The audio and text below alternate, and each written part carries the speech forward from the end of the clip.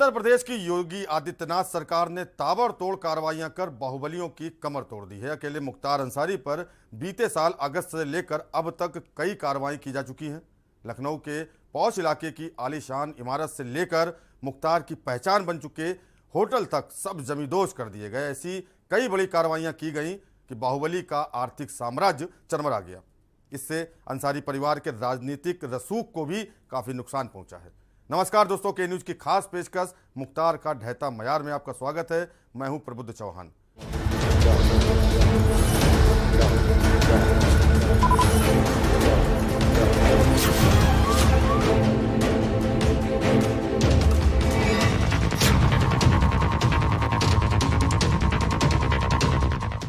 योगी सरकार ने मुख्तार अंसारी पर पहली बड़ी चोट लखनऊ डालीबाग में उनके बेटों के नाम पर बनी 2 इमारतों को जमींदोज कराकर की। अंसारी पर आरोप है कि शत्रु संपत्ति पर उसने 8000 स्क्वायर फुट में बिल्डिंग अवैध तरीके से बनाई। मामले में मुख्तार के बेटे अब्बास अंसारी और उमर अंसारी पर धोखाधड़ी, जालसाजी, फर्जी दस्तावेज तैयार करने की FIR दर्ज की गई। क्योंकि बकरे की अम्मा कब तक खैर मनाएगी, आप देखते रहिए बस।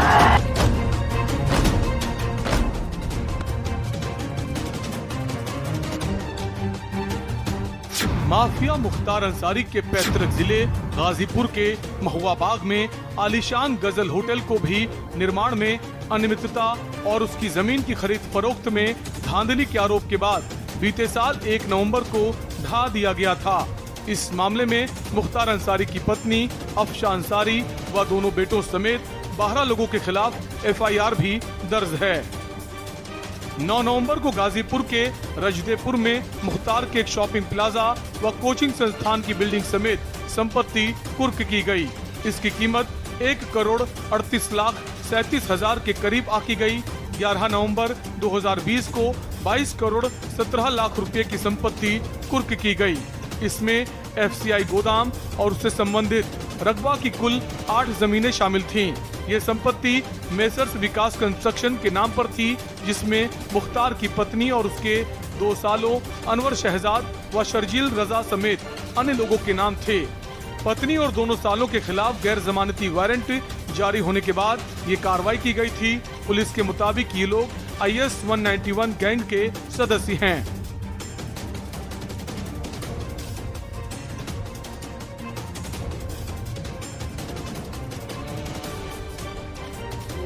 बगल में बिठा करके गौरव की अनुभूति करती थी और प्रदेश के माहौल को डरावना बनाती थी।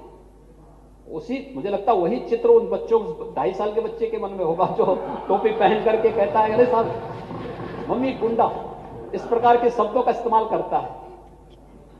वह भयावह दृश्य रहा होगा। आज कभी है सबके सामने, हर व्यक्ति देख रहा है आज क्या स्थिति है। आज तो कोई संगठित अपराधी माफिया इस तरीके से नहीं कर सकता है कि कहीं जाकर के किसी सार्वजनिक संपत्ति जबरदस्ती कब्जा कर लेगा। जबरदस्ती नहीं कर पाएगा और इसकी छूट भी नहीं दी जा सकती है। ये कार्यक्रम इसी रूप में हो रहे हैं, लेकिन मैं जानना चाहूंगा इन दलों से कि उन माफियाओं के साथ रिश्ते क्या हैं, इन लोगों के क्यों बचाने का प्रयास कर रहे हैं। थोड़ा अपने नेतृत्व से पूछ लिया करिए कि भाई क्या रिश्तेदारी निभानी है।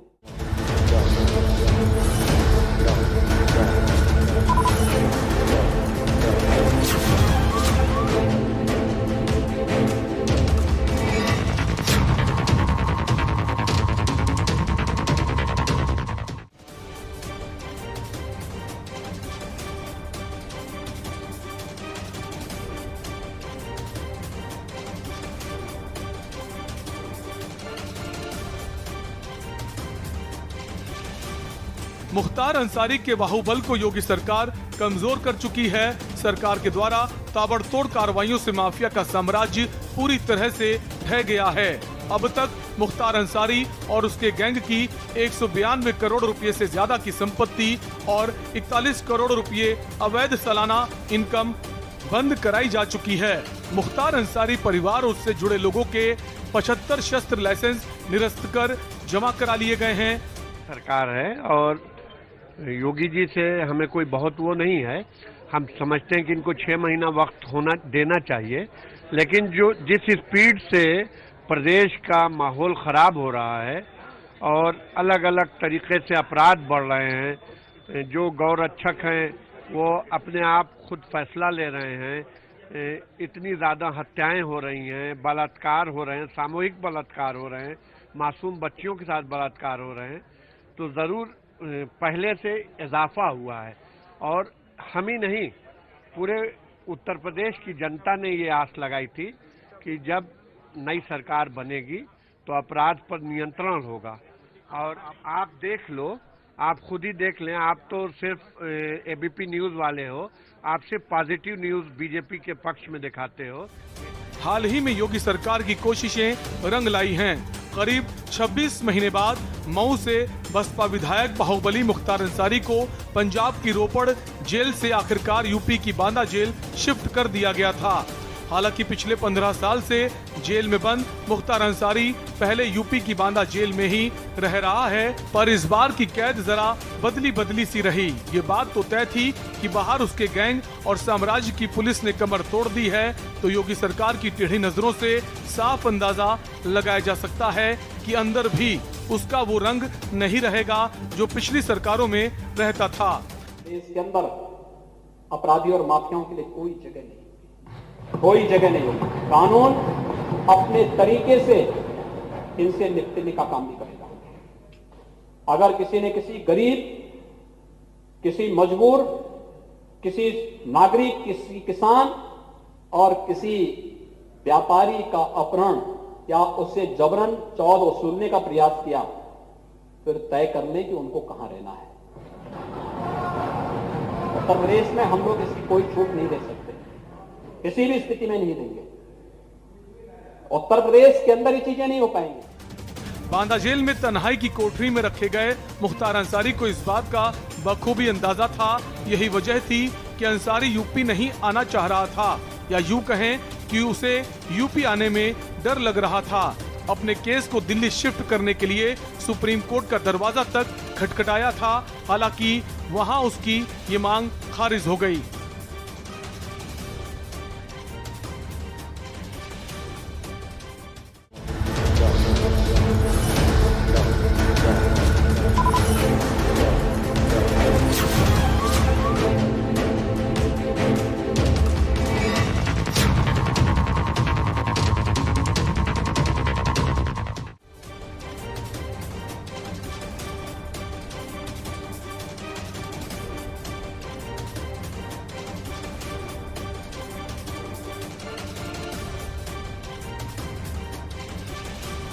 मुख्तार के खिलाफ बड़ी कार्रवाइयां लखनऊ, गाजीपुर और मऊ जिलों में हुई। लखनऊ में मुख्तार के बेटों के नाम पर करोड़ों की जमीन पर 2 टावर गिराकर जमीन सरकारी कब्जे में ले ली गई। मऊ में पत्नी व उसके भाइयों के नाम के गोदाम की जमीन कुर्क कर कब्जे में ले ली गई। गाजीपुर में भी अनाज का गोदाम सील किया गया। गाजीपुर में मुख्तार अंसारी की पहचान बन चुके होटल गजल को ध्वस्त कर दिया गया है। इसके अलावा मऊ में उसके करीबी कोयला माफिया उमेश सिंह के मॉल और कोल डिपो को कुर्क कर सील कर दिया गया है। मछली कारोबार को एक तरह से खत्म करते हुए वाराणसी में करीबी मछली कारोबारी सलीम के साथ ही जौनपुर और मऊ के कारोबारियों को जेल भेजते हुए उसकी संपत्ति कुर्क की गई है। मुख्तार के बेहद करीबी डॉक्टर आजम का गंगा किनारे बना मेडिकल कॉलेज, अस्पताल, नर्सिंग इंस्टीट्यूट ध्वस्त कर दिया गया। गाजीपुर के गणेश दत्त मिश्रा की करोड़ों की बहुमंजिला रिहायशी इमारतें गिरा दी गईं। इसी तरह की गई कार्रवाई उसके कई करीबियों पर की गई है। एक तरफ जहां मुख्तार की लगभग 192 करोड़ रुपए की संपत्ति ध्वस्तीकरण और जब्त की गई, तो वहीं करीब 41 करोड़ रुपए की सालाना अवैध इनकम भी बंद कराने का पुलिस का दावा है।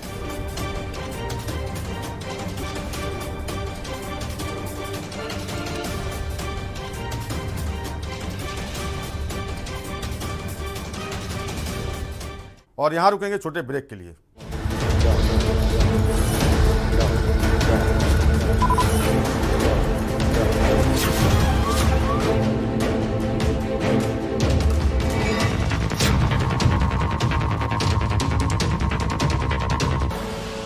आप देख रहे हैं का सारथी। सोचिए मत, मेरी और पूरे हिंदुस्तान की तरह आप भी समर कूलर और होम अप्लायंसेस लीजिए और बेफिक्र हो जाएगी। पर ये दिल है कि चख रहा है उन्हीं अल्फाज़ों का दूर कितना भी जाओ, इस जुबान से दूर ना जा पाओगे। विमल, बोलो जुबान केसरी। सड़क से संसद तक होगा चिंतन, मैं करूंगा राजनीति का समुद्र मंथन। बात गांव की पंचायत से लेकर देश की सियासत तक मैं लेकर जाऊंगा आपको हर मुद्दों की तक। मैं उठाऊंगा आपकी आवाज, सरकार से करूंगा आपके सवाल। सरकार के दावों की होगी पर्दा, मैं बताऊंगी आपको खबरों का आपको देखा हाल। जनता के मुद्दों को उठाते हैं हम, हकीकत से रूबरू करवाते हैं हम। मैं करूंगी सबके हक और हुकूक की बात, खोलूंगी सियासत के नए नए राज। आपकी कसौटी पर उतरेंगे खरे, हम हैं खबरों के सारथी। आप देख रहे हैं के न्यूज, खबरों का सारथी। आप देख रहे हैं के न्यूज, खबरों का सारथी।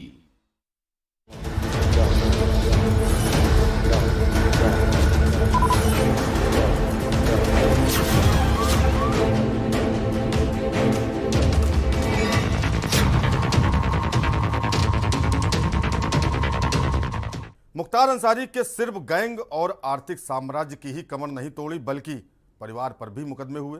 पहले से ही जेल में निरुद्ध चल रहे मुख्तार अंसारी की पत्नी और बेटों पर गाजीपुर में गजल होटल बनाने के लिए जमीन और फर्जीवाड़ा और अनियमितता के लिए मुकदमा दर्ज किया गया। पत्नी और दोनों बेटों पर गैंगस्टर एक्ट के तहत कार्रवाई की गई। हालांकि तीनों को फिलहाल कोर्ट से राहत मिली हुई है। माफिया पर कमर तोड़ कार्रवाई। मुख्तार गैंग के अब तक गिरफ्तार किए जा चुके 36 गैंग मेंबर। मुठभेड़ में एक शूटर मारा जा चुका है, 3 शूटरों को गिरफ्तार किया जा चुका है। 75 अपराधियों के खिलाफ गैंगस्टर एक्ट के तहत कार्रवाई। कई अपराधियों को किया जा चुका है जिला बदर। अल्तमश अनीस मोहर सिंह को जिला बदर किया गया। जुल्फिकार कुरैशी, तारिक मोहम्मद सलमान किए गए जिला बदर। आमिर हमजा, मोहम्मद तलहा, जावेद आरजू जिला बदर। मोहम्मद हाशिम, राशिद और अनुज कनौजिया जिला बदर। गिरोह के 12 अपराधियों को जिला बदर किया गया है। मछली के अवैध कारोबार को भी लगभग समाप्त किया गया। गिरोह के 96 गैंग मेंबर गिरफ्तार किए गए हैं। मुख्तार अंसारी परिवार और करीबियों के लाइसेंसी असलहों को निरस्त किया गया। लाइसेंसी असलहों को कब्जे में लेने की कार्रवाई भी की गई। मुख्तार के परिवार, गैंग और करीबियों के 72 लाइसेंस निरस्त किए गए। 7 सहयोगियों ठेकेदारों के खिलाफ मुकदमा दर्ज किया गया। सहयोगी ठेकेदारों के शस्त्र लाइसेंस भी निलंबित किए गए। यूपी के सीएम योगी आदित्यनाथ ने कार्रवाई तेज कराकर सूबे के माफिया और गुंडे बदमाशों की कमर तोड़ दी। अब तक ऐसे माफिया और गुंडों की 1931 करोड़ की संपत्ति जब्त की गई है और इन पर बुलडोजर चलवाया गया। योगी सरकार का इरादा माफिया और गुंडों की अवैध संपत्ति पर घर बनवाकर गरीबों को देना है। माफिया की संपत्ति जब्त करने में लखनऊ कमिश्नरेट सबसे आगे है। 20 मार्च 2017 से बीते 5 दिसंबर तक 1931 करोड़ की संपत्ति जब्त हुई है। इनमें से 350 करोड़ की संपत्ति सिर्फ लखनऊ कमिश्नरेट ने जब्त की है। इसके बाद गोरखपुर जोन का नंबर आता है। यूपी पुलिस के मुताबिक इस इलाके में अब तक 267 करोड़ की संपत्ति जब्त की गई है। इसके बाद वाराणसी जोन का नंबर है। यहां अब तक ऐसी 242 करोड़ की संपत्ति जब्त की जा चुकी है। आगरा जोन की अगर बात करें तो 232 करोड़ की माफिया की संपत्ति को यहां पर जब्त किया गया है।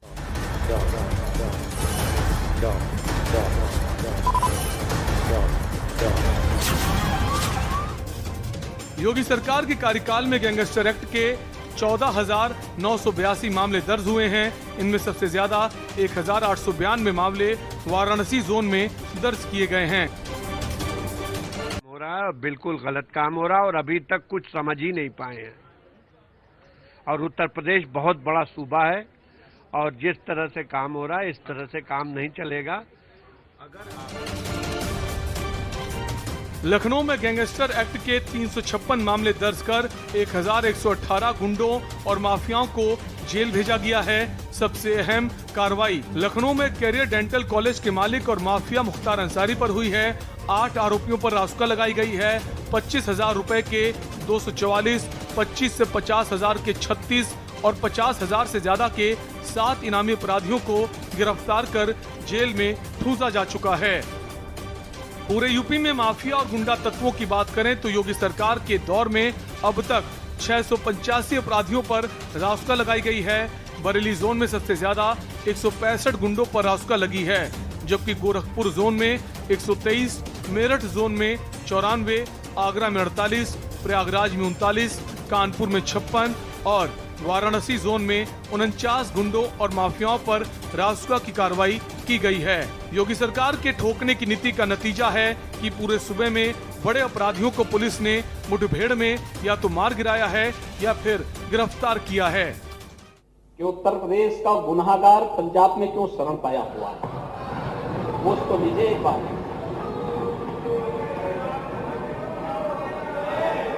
ये क्यों उसको शरण देने का प्रयास हो रहा है? ये क्या हो रहा है? ये सब क्या है और कैसे, यानी कोई क्या कर रहा है? हाँ, हाथरस में भी आ रहे हैं हम लोग, हाथरस में भी आ रहे हैं, चिंता मत करो। कहां से साजिशें हुई थी, अभी आपने बवाल वाले उसमें देखा होगा कि किस तरीके से जो है देश की छवि को और भारत की आस्था पर प्रहार करने का प्रयास हो रहा था एक वेब सीरीज के माध्यम से। एफआईआर लॉन्च होकर के कार्रवाई जब प्रारंभ हो चुकी है, सबको अपनी नानी याद आ रही है। तमाम जगह अपराधियों ने डर की वजह से खुद को सरेंडर किया है। उत्तर प्रदेश की योगी सरकार ने माफिया की हवा टाइट कर रखी है। उनके खिलाफ चल रही लगातार कार्रवाई के चलते वो खौफ के साए में जीने को मजबूर हो गए। माफिया के खिलाफ उत्तर प्रदेश में कार्रवाई लगातार जारी है। यूपी के सूचीबद्ध माफिया पस्त हुए हैं, इसकी गवाही खुद आंकड़े दे रहे हैं। दरअसल योगी सरकार ने कार्रवाई के आंकड़े जारी किए थे। जनवरी 2020 से अप्रैल 2021 तक कुल 5,558 मामले दर्ज किए गए। 22,259 अपराधियों के खिलाफ कार्रवाई की गई। सरकार द्वारा सूचीबद्ध 25 माफिया के खिलाफ गैंगस्टर के तहत कार्रवाई की गई और 11 अरब 28 करोड़ 23,97,846 रुपए की चल और अचल संपत्ति भी जब्त की गई। मुख्तार पर की गई कार्रवाई का ब्यौरा मई 2021 तक का काफी असरदार रहा। बांदा जेल में बंद माफिया मुख्तार अंसारी गैंग के 244 सदस्यों पर आजमगढ़, मऊ, वाराणसी में कार्रवाई की गई। इसमें 1 अरब 94 करोड़ 82,67,000 रुपए की संपत्ति ध्वस्त और जब्त की गई। मुख्तार गैंग के 158 अपराधी गिरफ्तार किए जा चुके हैं, तो वहीं 122 असलहों के लाइसेंस भी निरस्त हुए। 110 अपराधियों के खिलाफ गैंगस्टर, 30 के खिलाफ गुंडा एक्ट और 6 पर एनएसी की कार्रवाई की गई है। जबकि साबरमती जेल में बंद माफिया अतीक अहमद और नवासी गुर्गों पर प्रयागराज क्षेत्र में की गई कार्रवाई में अब तक 3 अरब 25 करोड़ 87 लाख की संपत्ति ध्वस्त और जब्त की गई है। योगी का बुलडोजर कई अन्य अपराधियों के खिलाफ भी चला है, जिसमें अतीक अहमद, सुंदर भाटी, कुंटू सिंह, बदन सिंह बद्दो आदि शामिल हैं। बुलडोजर की जद में कई माफिया, अतीक गैंग के 60 सदस्यों के असलहे निरस्त हुए। गैंग के खिलाफ 21 मुकदमे दर्ज कर 9 को जेल भेजा। 11 के खिलाफ गुंडा एक्ट व 1 के खिलाफ गैंगस्टर की कार्रवाई। सुंदर भाटी पर भी योगी सरकार ने की बड़ी कार्रवाई। सोनभद्र जेल में बंद है माफिया सुंदर भाटी। गैंग के 9 सदस्यों पर कार्रवाई की गई है। 63 करोड़ 24 लाख 53 हजार की संपत्ति जब्त की गई।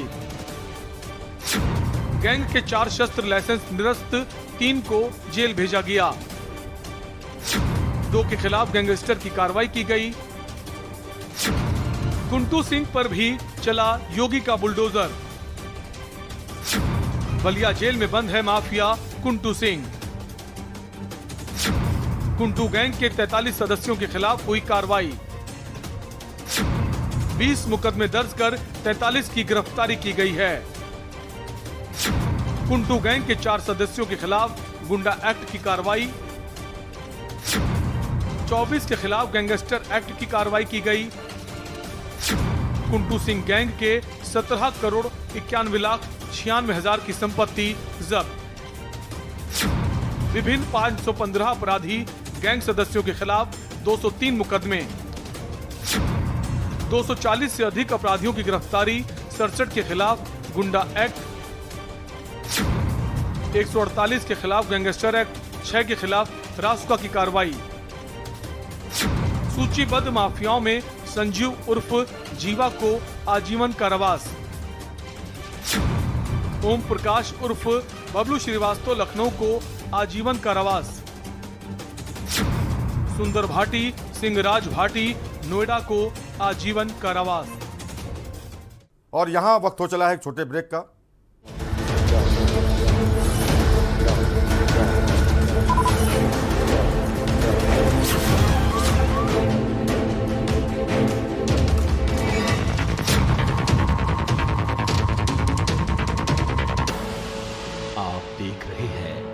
के न्यूज खबरों का सारथी।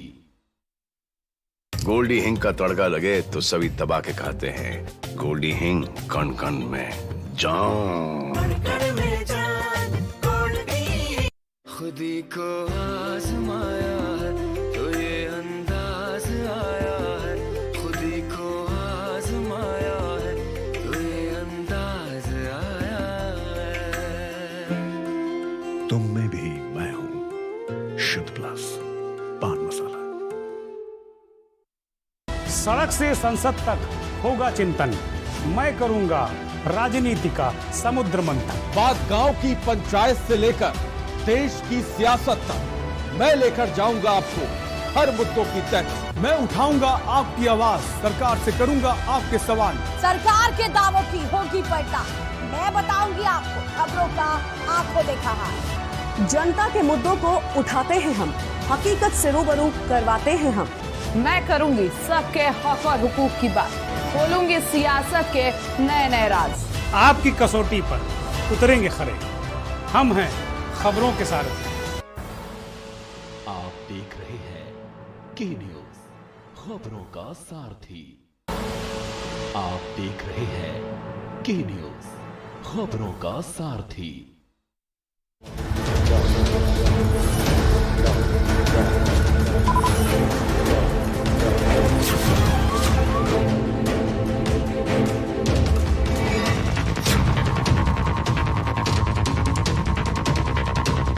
मुख्तार अंसारी एम्बुलेंस प्रकरण में मार्च महीने के आखिर में डॉक्टर अलका राय और उनके भाई को बाराबंकी पुलिस ने मऊ से गिरफ्तार किया। डॉक्टर अलका राय और उनके भाई पर मुख्तार अंसारी को एम्बुलेंस से सहायता मुहैया कराए जाने का आरोप लगाया गया था। इस मामले में डॉक्टर अलका राय करीब 8 महीनों से जेल में बंद थीं और जेल से छूटने के बाद दोनों के खिलाफ गैंगस्टर एक्ट के तहत मुकदमा दर्ज किया गया था। पंजाब के रोपड़ जेल में बंद रहने के दौरान मुख्तार अंसारी को एम्बुलेंस सुविधा मुहैया कराने का पूरा मामला था। इस मामले की जांच के बाद पुलिस ने मुख्तार अंसारी समेत सभी 12 आरोपियों के खिलाफ गैंगस्टर के तहत कार्रवाई की थी। डॉक्टर अलका राय बीजेपी नेता और संजीवनी अस्पताल की संचालिका हैं। उन पर आरोप है कि वे मुख्तार अंसारी को एम्बुलेंस की सुविधा वर्षों से मुहैया करा रही थी। कुछ करने की आवश्यकता है, अपनी ताकत का एहसास कराने की आवश्यकता है। कौन मौलाना हैदराबाद से बोलता है, कौन कहां से बोलता है, इसमें बहुत चिंता मत करिए, क्योंकि बकरे की अम्मा कब तक खैर मनाएगी आप देखते रहिए। बस बहुत दिन चलेगा नहीं ये।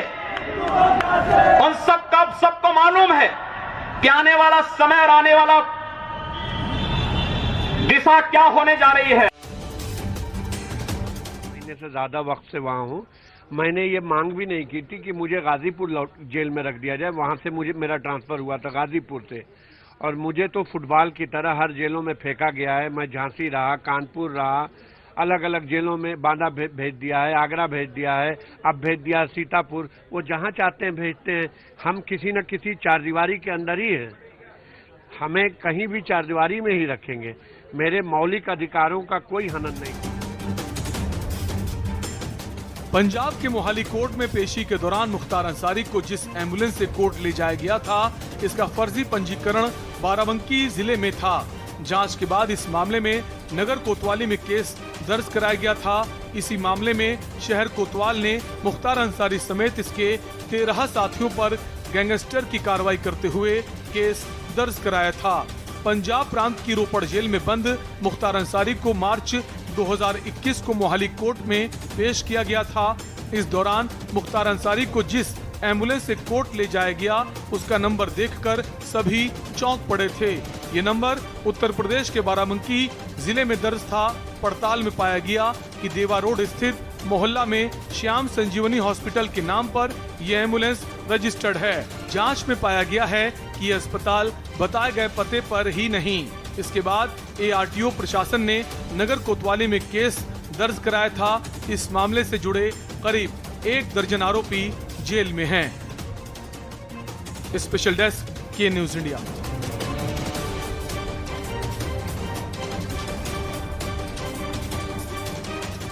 इसी मामले में शहर कोतवाल सुरेश पांडे ने आरोपी मुख्तार अंसारी, डॉक्टर अलका राय, डॉक्टर शेषनाथ राय, राजनाथ यादव, आनंद यादव, मोहम्मद सुहैब मुजाहिद, सलीम, मोहम्मद जाफरी उर्फ शाहिद, सुरेंद्र शर्मा, मोहम्मद शाहिद, फिरोज कुरैशी, अफरोज खां उर्फ चुन्नू और जफर के खिलाफ गैंगस्टर एक्ट की कार्रवाई की थी। कुल मिलाकर योगी सरकार में गुंडाराज पर जिस तरह से बुलडोजर चला, उससे 5 सालों में माफिया का मयार पूरी तरह से ढह चुका है। अब जबकि योगी आदित्यनाथ एक बार फिर 5 सालों के लिए सत्ता पर काबिज हो चुके हैं, तो माफिया का थरथर कांपना लाजमी है। खास पेशकश मुख्तार का ढहता म्यार में इतना ही। बाकी देश दुनिया की खबरों को देखते रहिए के न्यूज इंडिया और मुझे दीजिए इजाजत। नमस्कार।